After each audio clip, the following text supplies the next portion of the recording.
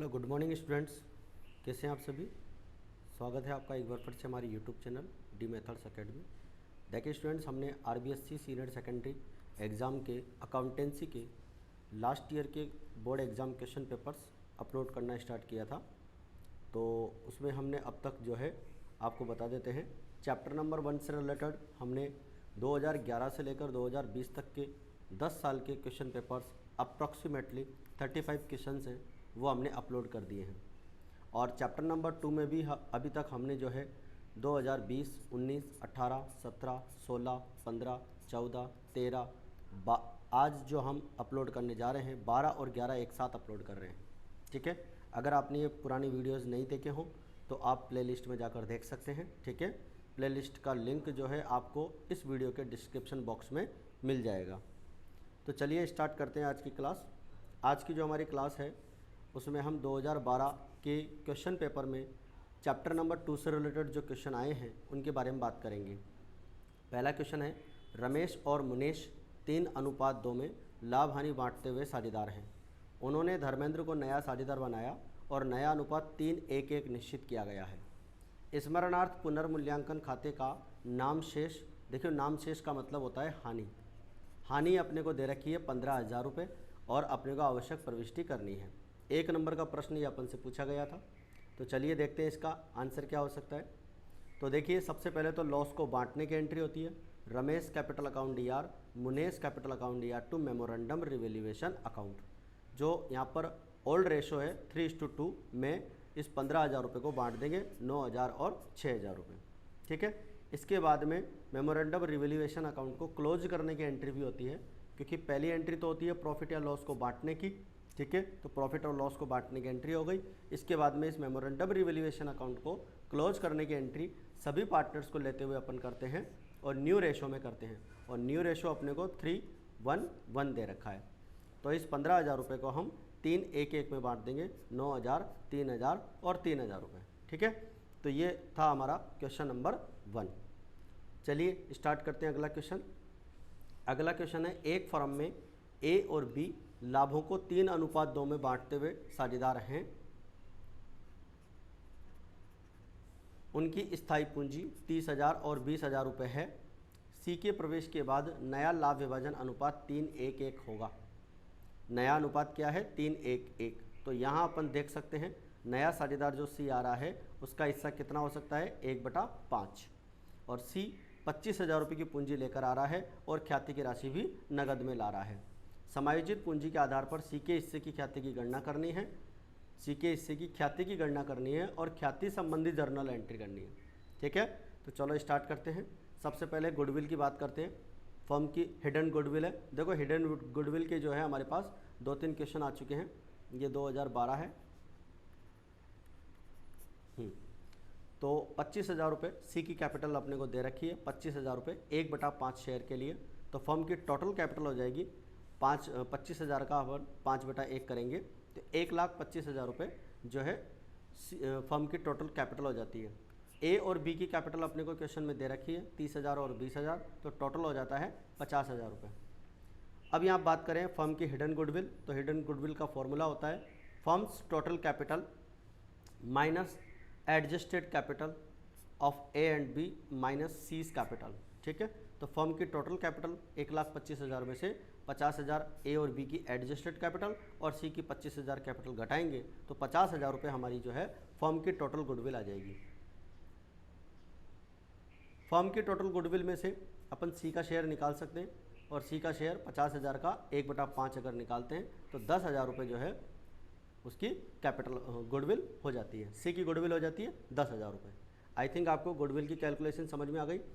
इसके बाद में अब अपन देख लेते हैं journal entry cash account debit to C capital account to goodwill account. ठीक है, यहाँ पर जो है गुडविल 10,000 रुपये की हो जाएगी और 25,000 उसकी कैपिटल है। गुडविल को बांटने की entry goodwill account debit to B capital account. यहाँ पर जो है पूरा सेक्रीफाई B कर रहा है, इसलिए पूरी गुडविल किसको मिलेगी? B को मिलेगी। तो ये गुडविल को बांटने की एंट्री हो गई। अब आप इधर वर्किंग नोट में सेक्रीफाई रेशो देख सकते हैं। A और B का ओल्ड रेशो दे रखा है 3:2 और न्यू रेशो दे रखा है 3:1:1। तो आप देखिए इधर ए का हिस्सा 3/5 का 3/5 ही है, कोई इसका त्याग नहीं है, और बी का त्याग यहाँ पर पूरा 1/5 का है, इसलिए पूरी गुडविल जो है सी की वो किसको मिलेगी, बी को मिलेगी। तो ये था हमारा क्वेश्चन नंबर 2। अब बढ़ते हैं क्वेश्चन नंबर 3 की तरफ। तो देखिए क्वेश्चन नंबर 3 हमारे पास में है, सुरेंद्र और महेंद्र 5:3 में पार्टनर हैं, एक फर्म में साझेदार हैं और 31 दिसंबर उनकी बैलेंस शीट दे रखी है। Cash, debtors, stock, investment, land and building. Creditors अपने को दे रखे हैं, बिल्स पेबल दे रखे हैं, जनरल रिजर्व अपने को दे रखा है 5:3 में, इसको अपन पार्टनर्स कैपिटल अकाउंट में डिस्ट्रीब्यूट कर देंगे। कैपिटल अपने को तीनों की दे रखी है। अब देखिए आगे एडजस्टमेंट क्या दे रखे हैं। अंकुर को इन्होंने पार्टनर बनाया है और वह पूंजी के रूप में 20,000 रुपये लाएगा, ठीक है। नया अनुपात 3:3:2 होगा, नया रेशो अपने को दे दिया है। फर्म की गुडविल में अंकुर का जो हिस्सा है वो 10,000 रुपीज़ तय किया जाता है और वह अपने हिस्से की ख्याति नगद में लाएगा। सुरेंद्र ने संपूर्ण विनियोग 8,000 रुपये में ले लिए हैं। तो देखो यहाँ पर इन्वेस्टमेंट का एक एडजस्टमेंट है। इन्वेस्टमेंट कितने के हैं, 10,000 रुपये के, और बोला क्या है कि संपूर्ण विनियोग 8,000 में ले लिए। तो देखो 10,000 रुपये के इन्वेस्टमेंट जब 8,000 में लेता है तो 2,000 रुपये उसकी क्या हो गई, वैल्यू कम हो गई, और जो वैल्यू कम हुई है उसे हम रिवैल्यूएशन अकाउंट की डेबिट साइड में दिखाएंगे। अच्छा, हमने इसके लिए कोई पहले से प्रोविज़न बना नहीं रखा है तो इसलिए एडजस्ट करने की बात नहीं आएगी। तो पूरे 8,000 रुपये पार्टनर्स कैपिटल अकाउंट में सुरेंद्र के कॉलम में दिखाएंगे, और 2,000 रुपये की जो कमी हो रही है वो हम रिवैल्यूएशन की डेबिट में दिखाएंगे। देनदारों पर संदिग्ध ऋणों का प्रावधान अपने को बनाना है, पहले से कोई प्रोविज़न नहीं है तो इसे रिवैल्यूएशन की डेबिट में दिखाएंगे। बिल्डिंग का यहाँ पर जो प्राइस है वो 85,000 हो रहा है, ठीक है। हमारे पास पहले 61,000 था, अब इन्होंने 24,000 रुपये बढ़ा दिया है, ठीक है। तो रिवैल्यूएशन अकाउंट की क्रेडिट में आएगा। पार्टनर्स की कैपिटल का एडजस्टमेंट अपने को न्यू रेशो में करना है। तो पुनर्मूल्यांकन और पूंजी खाते, ठीक है। चलो स्टार्ट करते हैं। देखो सबसे पहले रिवैल्यूएशन अकाउंट की बात करते हैं। रिवैल्यूएशन अकाउंट 24,000 रुपये का हमारा, लैंड एंड बिल्डिंग की वैल्यू बढ़ रही है, क्रेडिट साइड में आ जाएगा। इन्वेस्टमेंट की प्राइस 2,000 रुपये कम हो रही है, उस इन्वेस्टमेंट की प्राइस को जो है हम यहाँ पर 2,000 रुपये कम हो रहे हैं उसको यहाँ पर दिखा देंगे। इसके बाद में देखिए प्रोविज़न फॉर बैड डेब्ट्स, 2,000 रुपये का आप प्रोविज़न फॉर बैड डेब्ट्स बना रहे हो तो उस प्रोविज़न को भी रिवैल्यूएशन की डेबिट में दिखा देंगे। अब आप देखिए 24,000 रुपये का आपका टोटल क्रेडिट का, 20,000 रुपये आपका प्रॉफिट हो रहा है, और इस 20,000 के प्रॉफिट को 5:3 में बांट देंगे, ठीक है। तो ये था हमारा रिवैल्यूएशन अकाउंट। अब देखते हैं पार्टनर्स कैपिटल अकाउंट की तरफ। तो पार्टनर्स कैपिटल अकाउंट में सबसे पहले बाय बैलेंस बीडी 35,000 और 25,000, जनरल रिजर्व 16,000 का अपने को दे रखा था, उसको अपन ने बांट दिया। रिवैल्यूएशन का प्रॉफिट क्रेडिट में आ जाएगा। पार्टनर की जो गुडविल है वो 10,000 रुपये है, और यहाँ पर पूरा सेक्रीफाइस सुरेंद्र कर रहा है, इसलिए पूरी गुडविल किसको मिलेगी, सुरेंद्र को मिलेगी। कैश अकाउंट न्यू पार्टनर की कैपिटल यहाँ पर हम दिखा देंगे। इन्वेस्टमेंट 8,000 के सुरेंद्र ने लिए हैं, इसलिए अपन इसको यहाँ पर डेबिट में दिखा देंगे। अब आप क्रेडिट का टोटल लगा लेंगे और यहाँ पर बैलेंस सीडी निकाल लेंगे, और इस बैलेंस सीडी को हम जो है इधर ले आएंगे बाय बैलेंस बीडी के रूप में क्रेडिट साइड में, ठीक है। इसको हम यहाँ पर टोटल लगा के और यहाँ पर कैपिटल का एडजस्टमेंट करेंगे। न्यू कैपिटल अभी अपन निकालते हैं, ठीक है। वर्किंग नोट में चलते हैं। तो न्यू कैपिटल इनकी 30,000 और 20,000 आएगी। तो अब आप क्या करेंगे, कंपैरिजन करेंगे। 38,500 इधर से है और 30,000 इसकी कैपिटल रखनी है, तो 8,500 रुपये एक्सेस है वो अपन कैश रिटर्न कर देंगे, टू कैश के नाम से लिख देंगे। उसी प्रकार से 59,500 रुपये हमारे पास इसका टोटल है, और इसको अपने को 30,000 रखना है, तो 29,500 रुपये अपन क्या करेंगे, रिटर्न कर देंगे, ठीक है। तो ये था हमारा पार्टनर्स कैपिटल अकाउंट। अब बात कर लेते हैं वर्किंग नोट की। देखिए वर्किंग नोट में हमारे पास जो है यहाँ पर सबसे पहले सेक्रीफाई रेशो की अपन बात करने जा रहे हैं कि सेक्रीफाई रेशो अपन किस तरह से निकाल सकते हैं। तो देखिए सेक्रीफाई रेशो के लिए अपन ने बात की थी, ओल्ड रेशो अपने पास 5:3 दे रखा है, और न्यू प्रॉफिट शेयरिंग रेशो अपने को दे रखा है 3:3:2, ठीक है। तो अब आप देखिए सुरेंद्र का 5/8 माइनस 3/8, ठीक है। तो यहाँ पर कितना हो जाएगा, 2/8। और महेंद्र का देख लीजिए, महेंद्र का पहले हिस्सा 3/8 था, अब भी 3/8 है, तो पूरा सेक्रीफाई जो है यहाँ पर कौन करेगा, सुरेंद्र करेगा। तो पूरी गुडविल सुरेंद्र को मिलेगी, ठीक है। तो ये हो गया हमारा सेक्रीफाई रेशो। अब देखिए एडजस्टमेंट ऑफ कैपिटल। अंकुर की कैपिटल अपने को दे रखी है 20,000 रुपये 2/8 शेयर के लिए, तो फर्म की टोटल कैपिटल निकाल सकते हैं 20,000 इंटू 8/2 यानी 80,000 रुपये।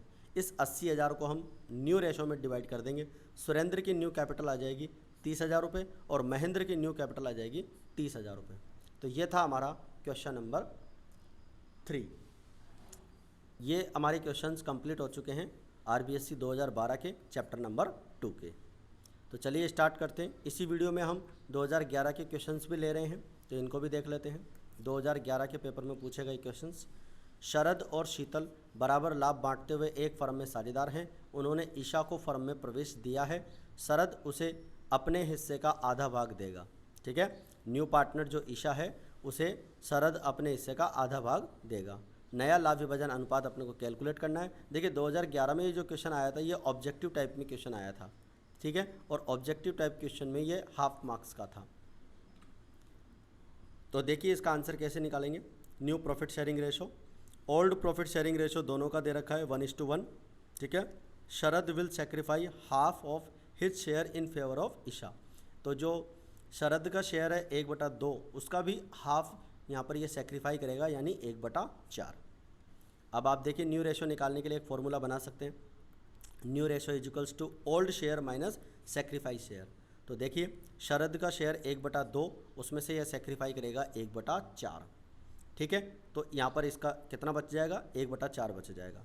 अब आप शीतल का देखिए 1/2 है, इसका डिनोमिनेटर यानी हर जो है वो 4 है, तो इसका भी हर अपने को 4 बनाना है, इसलिए 2 से मल्टीप्लाई कर देंगे तो इसका हो जाएगा 2/4। और ईशा का जो ये 1/4 शरद से मिला है वो यहाँ पर आ जाएगा, तो इस तरह से इसका शेयर हो जाएगा 1/4। तो यहाँ पर हम न्यू रेशो बता सकते हैं 1:1। ठीक है, आई थिंक आपको यहाँ तक की बात समझ में आ गई होगी।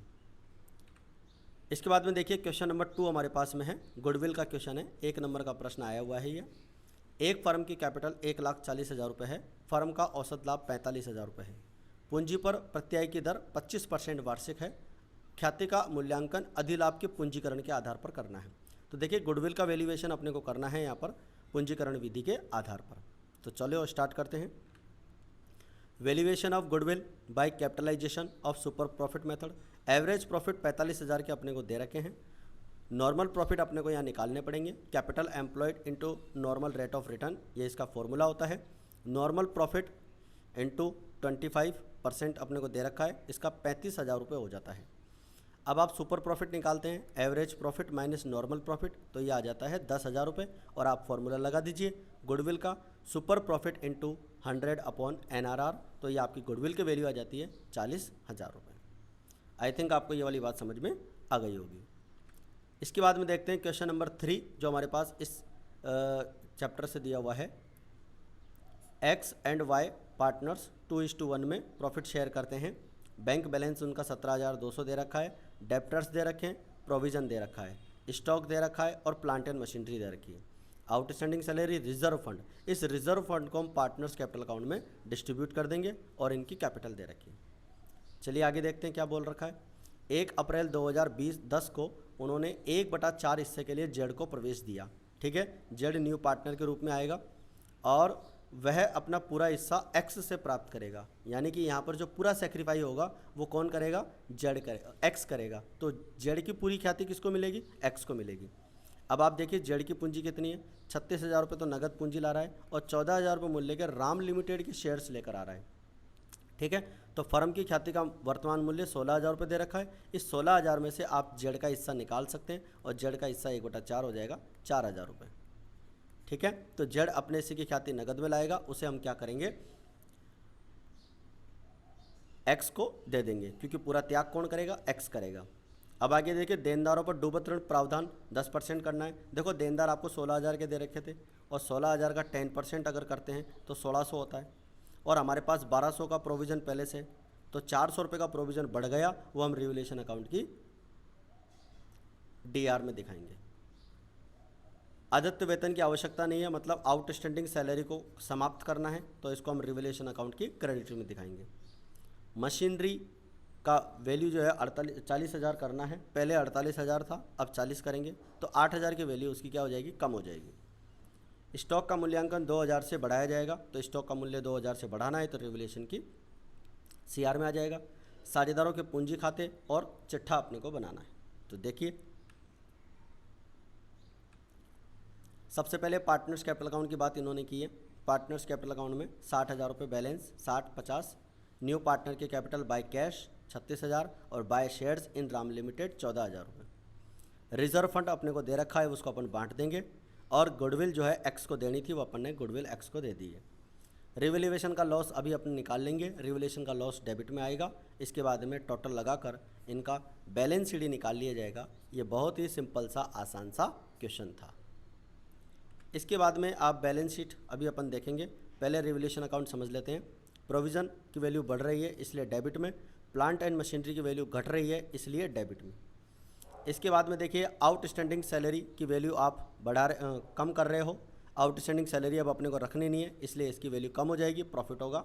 स्टॉक की वैल्यू बढ़ेगी, यह भी प्रॉफिट होगा, क्रेडिट में दिखाएंगे। अब हमारे डेबिट का टोटल ज़्यादा है, ठीक है, 5,400 रुपये का अपने को प्रॉफिट होता है, और इस 5,400 के प्रॉफिट को 2:1 में डिस्ट्रीब्यूट कर देंगे एक्स और वाई का।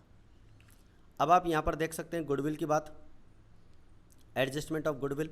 फर्म की जो गुडविल है वो 16,000 रुपये है, 16,000 का 1/4 अगर निकालते हैं 4,000 रुपये उसकी गुडविल होती है, और पूरा सेक्रीफाई कौन कर रहा है, एक्स, तो पूरी गुडविल एक्स को मिलेगी। अब इसके बाद में देखिए बैलेंस शीट की अपन बात कर लें।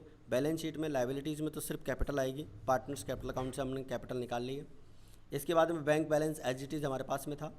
यहाँ पर अपन कैश इन हैंड की बात कर सकते हैं, 36,000 रुपये तो वो कैश कैपिटल लेकर आया था, और 4,000 रुपये उसकी गुडविल लेकर आया था, ठीक है, तो 40,000 रुपये उसका कैश इन हैंड हो जाता है। इसके बाद में डेप्टर्स की अपन बात करें, डेप्टर्स अपने को 16,000 के दे रखे हैं, 1,600 का प्रोविज़न माइनस कर देंगे, 14,400 रुपये हमारे पास आ जाएगा। स्टॉक की वैल्यू हमारे को 42,000 रुपये हो जाएगी, क्योंकि पहले 40,000 थी और 2,000 रुपये अपन ने इसके अंदर बढ़ा दिया है, तो यह प्लस हो जाएगा। प्लांट एंड मशीनरी की वैल्यू 48,000 से हमने 8,000 रुपये कम कर दिया है, तो नई वैल्यू 40,000 हो जाएगी, ठीक है। और शेयर्स इन राम लिमिटेड, यानी कि जो न्यू पार्टनर कैपिटल के रूप में जो शेयर्स लेकर आया था, वो शेयर्स असेट साइड में दिखाए जाएंगे, क्योंकि ये फर्म की असेट्स मानी जाएगी। एक प्रकार से ये विनियोग है, इन्वेस्टमेंट है, ठीक है।